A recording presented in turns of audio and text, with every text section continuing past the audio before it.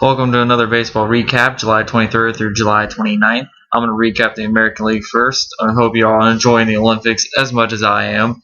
Go USA. But anyway, let's get off to the main topic of the American League.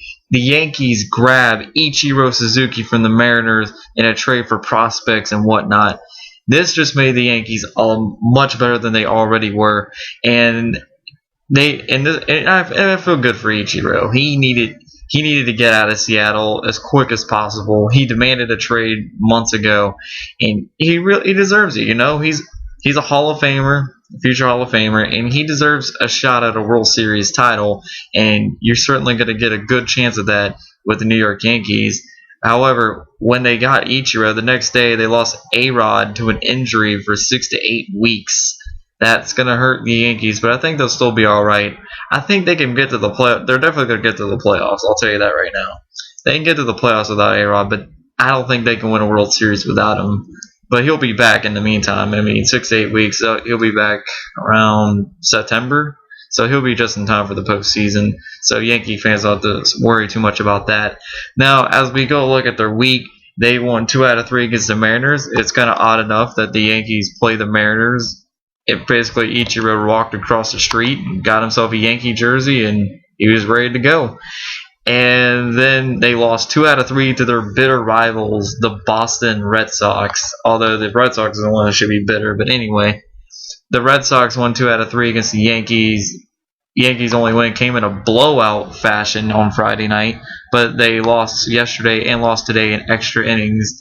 This doesn't really mean as much to the Yankees as it does for the Red Sox, because the Yankees still got a 7.5 game lead of second place.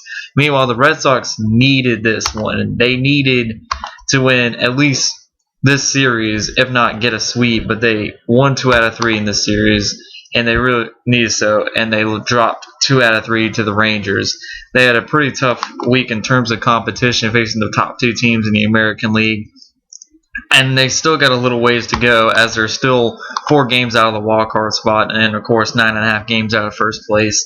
So the Red Sox are going to really have to get rolling if they're looking to rebound and try to get a wild card spot.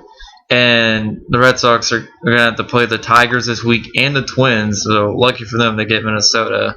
But the Tigers are no one to sleep on, even at home. So they got to watch out for that. Meanwhile, the Yankees get the second place Orioles this week, as well as the Mariners this coming week. And speaking of the Orioles, I'm going to get to them right now. As Baltimore, they had a wild card. I believe they had a wild card spot, or they were just on the outside at the beginning of the week. They had a pretty big week in terms of who they played. They had to play the A's this weekend. And unfortunately for them, they dropped 2 out of 3, which included Friday night, when the A's just went off in the 4th and the 9th inning, scoring 6 runs and dashing any chance of winning. And the Orioles lost that one 14-9. Then they lost the next day 6-1 to the A's, and then reversing the favor by winning today 6-1, but they still lost 2 out of 3 to Oakland, as well as losing 2 out of 3 to the Rays and losing on Monday against the Indians. So overall, a very bad week if you're an Orioles fan, going 2-5. You're now 2 games out of the wild card spot. And speaking of the Rays, as I'm on the Rays, as they did take 2 out of 3 from the Orioles, they also took 2 out of 3 from another wild card contender in the Angels, who still have a wild card spot. And this has been a good week for the Rays. I mean, their offense wasn't really there, but their pitching was. Whether the pitching was there or the fact that their offenses they faced were asleep, but their pitching was pretty phenomenal today. So, or this week rather, as they didn't give up very many runs, as with exception to that 6-2 loss to the Orioles on Thursday, or was it 6? Nah, 6-2. But other than that, the Rays pitching was pretty phenomenal, considering the fact that their offense didn't pick up the slack. And the Rays are going to really have to rely on their pitching in order to stay alive. But they have the A's and they have the Orioles again this week. 3 games each, 3 against Oakland on the road and 3 against Baltimore at home. So they're going to have to be a little bit careful. They're going to really have to step their game up in order to keep in posture that wild card spot and hope for the best. And last but not least, the Blues are 9 games out of first place. They still got a little ways to go, but they're getting there. I mean, they won 2 out of 3 against the Detroit Tigers, and they won only 1 out of 2 against the A's. So that one was bad, but they did pretty good against the Tigers, and I'll give them props for that. But they're still fourth place.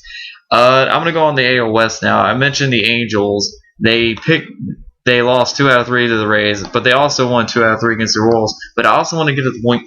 Zach Greinke is now an Angel. They got traded from the Brewers to the Angels for John Segura and a couple of minor league prospects. I think this move will make the Angels the biggest threat to the Yankees in the American League. I think this move could really has the potential to set them over the top as long as their offense can get them together. Because now the Angels with Grienke now, they have a pretty great 4-man rotation. They got Jared Weaver, C.J. Wilson, Dan Herron, and Zach Greinke. I mean, that's as good as it's going to get in the American League these days.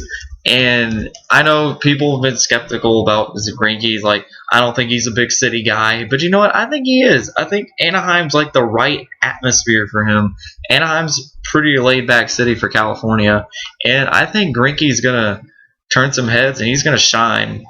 And I think this is going to set up the Angels to be great in the long run. Now, whether he signs long-term after the season, that remains to be seen. But right now they're worried about this season first. And this is probably one of the most talented groups Mike Scioscia has ever coached. I'll say first and foremost.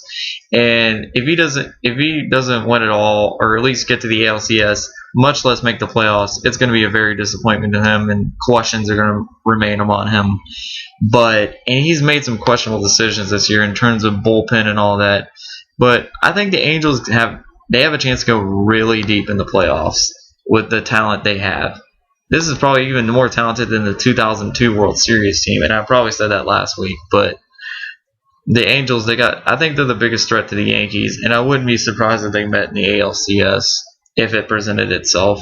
So that's that. But now they got a tough week ahead, starting with a 4-game series against Texas Rangers, and this is going to be a must-watch series next week because not only are they 5 games out of first place, but this could potentially make or break the Angels in terms of trying to win the AL West.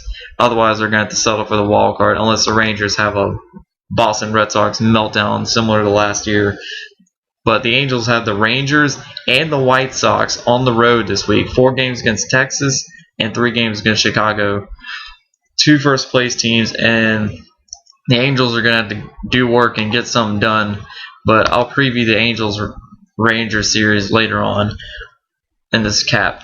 I also want to get to the Rangers while we're on the subject. Texas took 2 out of 3 against Boston, but lost 2 out of 3 to Chicago. And I think the White Sox have had their number because they swept them last time and almost swept them today, but they couldn't get anything going as Matt Harrison, I believe. No, Scott Feldman, excuse me. He was pitching lights out and shut that offense completely down. But I think if the White Sox and Rangers meet up, I think that's going to put a scare in Texas a little bit, so they're going to have to watch out for that. But the Rangers are still in good shape. They still have a 5-game lead over the Angels and a 4.5 game ahead of Oakland, who won 2 out of 3 against Toronto, and they won 2 out of 3 against Baltimore. Pretty good week for the A's. They jumped ahead of the Angels in the standings. They still have a wild card spot with the Angels, making the Seattle Mariners the only team in the AL West without a playoff spot. I feel bad for them, but plus the fact they lost Ichiro. Although they did sweep the Royals this week, so I gotta give them props for that. They're still 9 games out, but it's still a pretty good feeling whenever you sweep a team, even though the Royals ain't even having that good of a season. But the Mariners, they're still showing some fight, and I like that. But now the White Sox, I mentioned them earlier. They took 2 out of 3 against the Rangers, and they also retook first place over this week because at the beginning of the week, the Tigers were in first, but now over the course of time, the White Sox did. And taking 2 out of 3 against Texas at Texas was huge for them because they need to try to find a way to get back this momentum they had early in the season and try to push that lead as much as they possibly can. But And seeing as the Tigers lost 2 out of 3 to the Blue Jays, that really helped their cause because it pushed up that gap, and now they have a 1.5 game lead ahead of the Tigers. So I have to give them props for that. And as for other mentions in this cap, the Indians got swept by the Twins. There's not much else to say about that. And I believe that's about it. Be sure, the series to watch for this week is number 1, the Rangers Angels with a 4-game series, and I think I'm going to predict that all right now. Tomorrow we got Roy Oswalt versus Irvin Santana. Santana's been struggling as of late, and I wouldn't be surprised if the Rangers won tomorrow on ESPN, and it really wouldn't surprise me. So I'll give game 1 to the Rangers. Now game 2, I'm going to have to look up the lineups real quick because I know day 3 on Wednesday we're going to have Yu Darvish versus Dan Herron. That could be a very good matchup. That is almost too even. They're both 1-1 against. Well, Dan Herron's 1-1 against the Rangers this season, and Darvish is 1-1 against the Angels this season. So it's going to be a very, very interesting matchup, to say the least. And it's too close to call. I know Jared Weaver's pitching on Tuesday against Matt Harrison. Yeah, Matt Harrison. And I believe he's going to take that one. I mean, yep, I was right. Jared Weaver versus Derek Holland. Sorry, I'm botching a little bit today, but it's all good. Weaver versus Holland. I think the Angels win on Tuesday, that matchup. Wednesday, like I said, Herron versus Darvish. It's going to be an intriguing matchup, and it's too close to call. But I will say on Thursday, C.J. Wilson will beat Matt Harrison. I will say that right now. So I think the Angels, they'll either go 2-2 or 3-1. I don't think the Rangers will take 3 out of 4 or sweep them. So I got the Angels at least tying the series, if not winning it. Also, other series to keep intact for this week. We got the Yankees-Orioles as a battle of first and second of the AL East. I know they're not close, but it means a lot for the Orioles in terms of wild card position and trying to get closer to retaking that spot. Also, the Rays versus A's. We got the Orioles versus the Rays, who are tied for second in the AL East right now. That's going to be a very, very enticing series, and you don't want to miss that one. So a lot of things can change over the course of a week. You saw the Tigers and White Sox switching spots. We saw Ichiro join the Yankees, Zach Grienke going to the Angels. What's going to happen next was as soon as trade deadline comes on Tuesday night, only one way to find out, and that's to keep tuning in. Now, stay tuned to my next video as I do the National League.